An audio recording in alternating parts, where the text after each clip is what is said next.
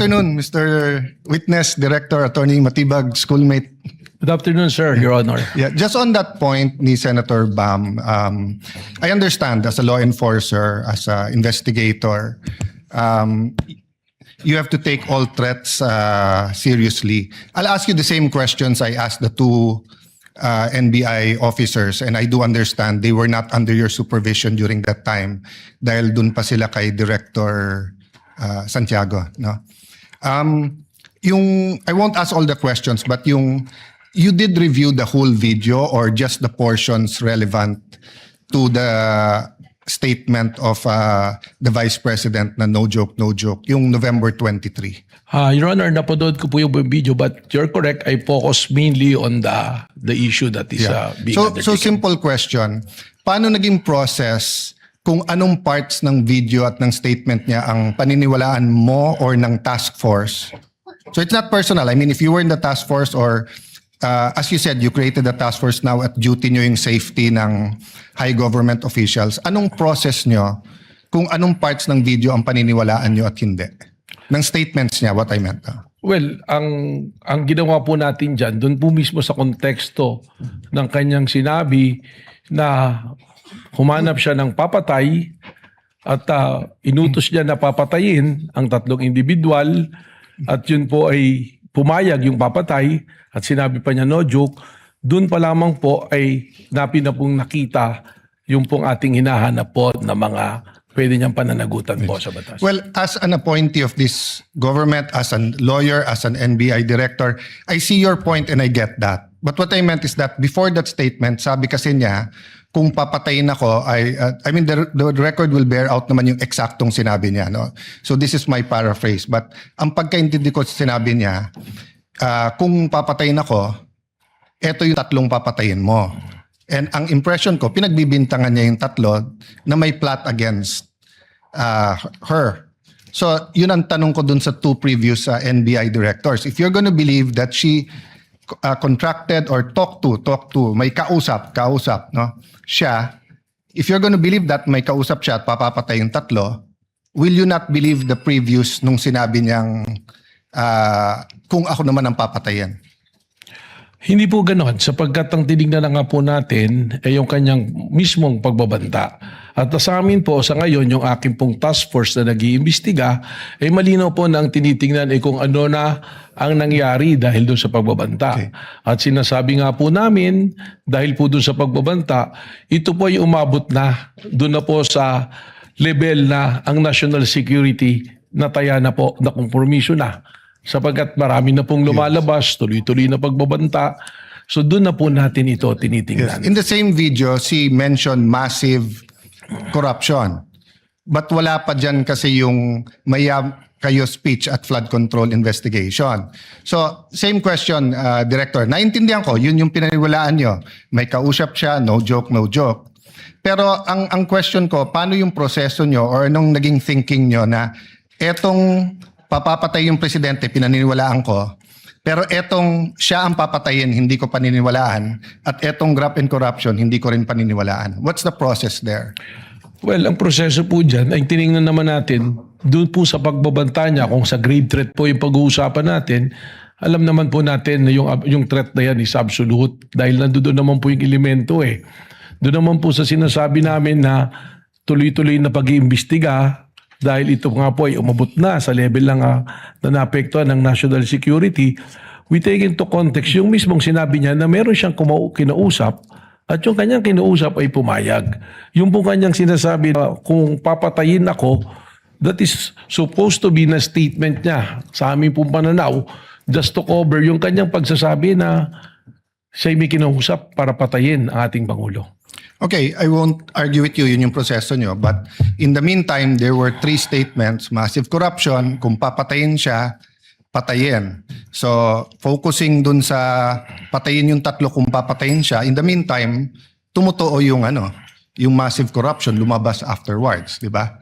So, just one other point.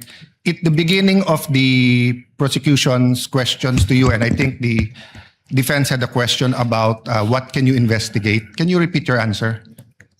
As the NBI director and the NBI can investigate Did you say all crimes o yung mga Lahat po ng mga pumapasok sa amin na mga krimen ay amin pong pwedeng imbestigahan, mutu proprio.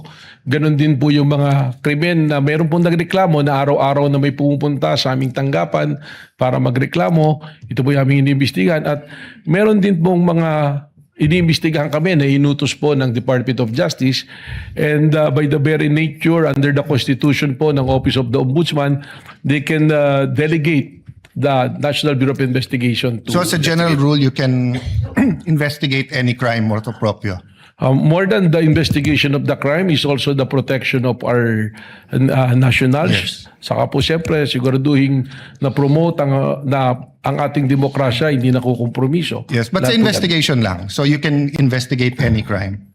yan. Tama po. Yeah. Isn't that against the Republic Act 10867? The statute the that gives statute you of- power. The act reorganizing and modernizing the National Bureau of Investigation. Sabi dito sa inyong Section 4, the NBI shall have the following powers and functions. Undertake and investigate the detection of crimes and offenses enumerated under Section 5.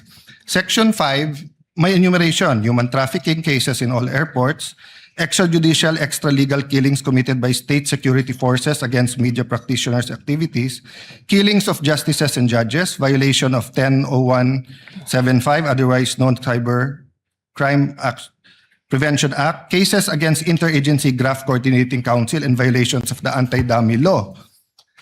Tapos, cases involving threats, security assaults against persons of the President, Vice President, Senate President, Speaker of the House, Chief Justices. Walang congressman, senators, unlike judges lahat. Transnational crimes pursuant to existing international agreements, identification of dead victims in case of mass fatalities, incidents caused by natural disaster, and violation of commercial, economic, financial, white-collar crimes, nakadyan yung law. So, exclusive yung enumeration. Then, provided, however, if that the President or Secretary of Justice may direct the NBI to undertake investigation of any crime when public interest so requires. So hindi ba limited ang pwede niyong imbestigahan except that ang DOJ at President ang pwede mag-atas? That's my last question. Yes. Kindly wind up. Well, Witness may answer. Yes. Yung pong ating listahan na yan, tama po, nandiyan dyan. Subalit, hindi naman po sinasabi na nalilimita dyan ang aming pong pag-iimbestiga. Sapagkat malinaw po ang mandato ng NBI that we are the primary investigating body. Yun lamang nga po, merong mga kaso, kung ito po ay bumagsak na sa jurisdiction halimbawa ng PNP na kanilang iniimbestigahan, we can still help and coordinate at the same way na kung kami po ay nag-iimbestiga at ang PNP pwede rin pong tumulong Well, po sa amin. Director, if that's your interpretation, that goes against what they taught us in law school, na pag exclusive yung enumeration, you cannot add. And at the end of the enumeration of Section 5, nakalagay nga dito, however, the President and Secretary of Justice may direct you to undertake investigations of any crime. Why do they have to say any crime if you can do it any crime? If you can investigate any crime after all? It seems that you're expanding your jurisdiction by yourself. Well, we'll be doing po yan sapagkat we have also our primary role to make sure that law and order is being promoted through the NBI din po. Senator you. Cayetano Thank you. can avail Thank you, of the second sir. round. Yeah, thank you. Later or tomorrow, since I believe Attorney Matibag, Director Matibag, forgive me, will still be here for the continuation of cross. Senator Judge Rafi Tulfo thereafter. Senator Judge Pangilinan. Senator Judge Rafi Tulfo, you have, I believe, one question, right? Actually, two questions, Your Honor. You may proceed, sir. You have 2 minutes, actually. Naku, na-stress na ako kanina. 5 minuto ako. Minamadali. But anyway, going back to Ronald Mas, what was the justification of the NBI back then when Mr. Ronald Mas was arrested without warrant? Well, they consider po that the threat is live and alam nyo nga po, yung sinasabi na lahat po ng threat ay hindi po, ito po ay sinuseryoso. So may nag-order sa na-arrestuin si Ronald I Mas? don't have that recollection. Hindi ko po alam, but the arrest was made by the regional office po of Region 1 po. So would you admit now na illegal yung ginawa ng NBI noon na pag-aresto kay Ronald Mas na walang warrant? Well, si Ronel Mas po was released precisely the reason why meron pong lapses po dun po May sa lapses. procedure.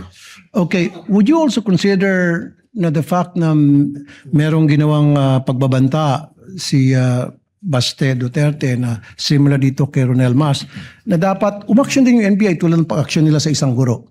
Kaya katunayan, yan nga po yung aking binabanggit na tuloy-tuloy po yung investigation sapagkat alam nyo po yung warrantless arrest, lesson nga po dyan kay Romel Mas yan na dapat po kasi immediate po yung pong pag-aresto. Pag yan po ay lumipas na, hindi na po tayo pwedeng mag-aresto under the law sapagkat papasok po ito sa illegal arrest po. Last na lamang. So, make a comparison ngayon. Bakit yung isang guro na nagbanta kay dati Pangulong Duterte agad inaresto at bakit itong isang vice president na nagbanta kay Pangulong Bongbong Marcos hindi inaresto ng NBI? I can only second guess po na maaaring may pagkakaiba po ng proseso or tinitingnan po ang administrasyon ng panahon na yun at ng panahon po ngayon. Maraming salamat po. Thank you, Senator Judge Rafi Tulfo. Senator Judge Pangilinan is recognized. You may proceed with your intervention, sir. You have 2 minutes. Thank you, Mr. Presiding Officer.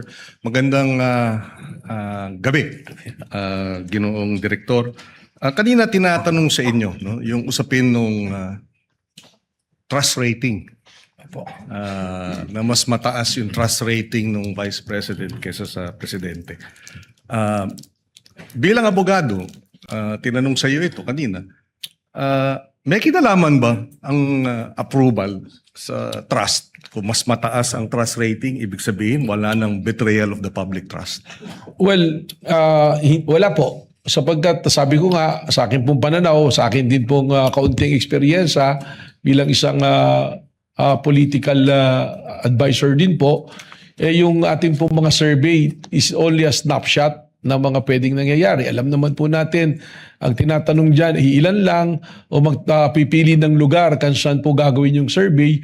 Hindi po natin pwede itong maging basihan sa pag-imbestiga sapagkat pagkaganyan po yung ating ginawa, magkakaroon po tayo ng problema sapagkat ang mangyayari sa atin dyan, yung tinitingnan pala natin ay yung numero. At without accusing anyone, alam naman natin there are surveys that can be manipulated po. No, but having said that, kaya ako lang tinanong yon kasi baka yung mga nakikinig nating mga kababayan ay malito dahil hindi ba tamang sabihin na iba yung trust rating, iba yung betrayal of the public trust. Tama Hindi? po. Tama? Yung trust rating po ay base sa numero dahil sa survey. Yung betrayal of public trust, malinaw naman po yan na nakasaad sa konstitusyon na ito ay isang basihan ng impeachment. At saan po pumapasok ang betrayal of public trust? Pag meron ka pong ginawa na pag-violate, not necessarily criminal, hindi kailangan ng conviction, kundi sinasabi po, pag tinignan natin yung discussion po ng ating Constitutional Committee ng ginawa yan, binabanggit nga po dyan yung betrayal of public trust, yung hindi mo pagtupad sa yung oath of office, that will qualify as a betrayal of public In trust. other words, kay negative yung trust rating mo o 100% yung trust rating mo, base sa batas, base sa konstitusyon, pwede kang ma-convict. Whether negative or positive trust rating, pwede ka pa rin ma-convict o ma-acquit. Depende sa ebidensya sa usapin ng betrayal of the public trust. Tama po. Wala pong kinalaman ang survey on the trust rating kundi kung ano po ang ebidensya na ipinasok po sa ating pong impeachment court. Maraming salamat.